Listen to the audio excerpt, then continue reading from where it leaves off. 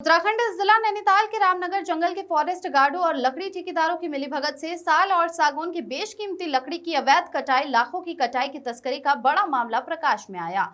One विभाग में मचा हड़कंप। रामनगर वन प्रभाग में साल और सागौन की बेशकीमती लकड़ी की जंगलों के प्लेटों से अवैध कटान और तस्करी का ये मामला सामने आया है। प्रतिवर्ष जंगल लात क्षेत्र से अवैध रूप से करोड़ों रुपए की लकड़ी तस्करी की जा रही है, जिसमें वन अधिकारियों और ठेकेदारों की मिलीभगत उजागर हो गई। मामला रामनगर वन विभाग का है, जहां भंडार पानी की ओर से एक ट्रक साल और सागौन की लकड़ी से भरा हुआ रामनगर कोसी पुल की ओर बढ़ रहा था। इस ट्रक को वन निगम जाना था, लेकिन ये ट्रक वन निगम की बजाय भवानीगंज की ओर मुड़ गया। भवानीगंज में ये पुरानी कोसी रोड कुष्ठ आश्रम के सामने स्थित गुप्ता की आरा मशीन के अंदर घुस गया, जिससे ये साफ हो गया कि लकड़ी की गैर कानूनी निकासी की गई है। इसकी सूचना रामनगर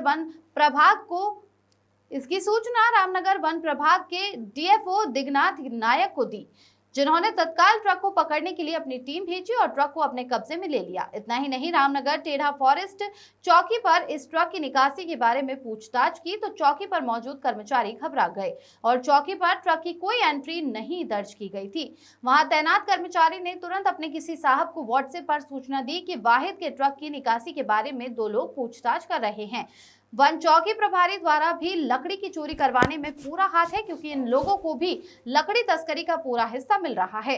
चौकी के कर्मचारी भी इस तस्करी के खेल में शामिल है। रामनगर डीएफओ दिगनाथ नायक ने तुरंत कार्रवाई करते हुए तस्करी में लिप्त ट्रक को माल के साथ पकड़ लिया। रामनगर डीएफओ दिगनाथ नायक ये भी कहा कि टेढ़ा और बैराज वन चौकी के कर्मचारियों के खिलाफ सख्त कार्रवाई की जाएगी। रेंज अधिकारी और निकासी गेट पर तैनात कर्मचारियों की मिलीभगत से ये तस्करी का खेल चल रहा है। प्रतिवर्ष करोड़ों रुपयों की लकड़ी का अवैध कटान और तस्करी करके ये गिरोह बड़े पैमाने पर पैसा कमाने के लिए वन विभाग द्वारा लकड़ी तस्करों की मदद की जा रही है। रामनगर डीएफओ दिगनाथ नायक ने इस मामले में गहन जांच का आदेश दिया है और सभी दोषियों के खिलाफ कड़ी कार्रवाई करने की बात कही है। उन्होंने कहा, वन अधिनियम एक्ट के तहत मुकदमा दर्ज किया जा रहा है। आमिर हुसैन की रिपोर्ट।